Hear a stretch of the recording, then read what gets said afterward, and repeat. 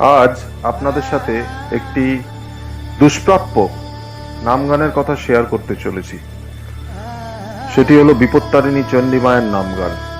আপনাদের অনুরোধ, আপনারা এই বিপত্তারিণী মায়ের নামগান প্রতিদিন শ্রবণ করুন এবং বাড়িতে সকাল ও সন্ধেবেলায় এটি বাজান বা শ্রবণ করুন।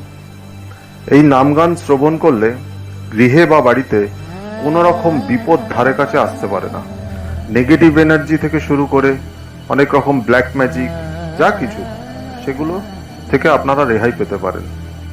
মায়ের এই নামগান শ্রবণ করলে বিপত্তারিণী চণ্ডী মায়ের কৃপায় আপনি, আপনার পরিবার, আপনার গৃহ হবে বিপন্মুক্ত।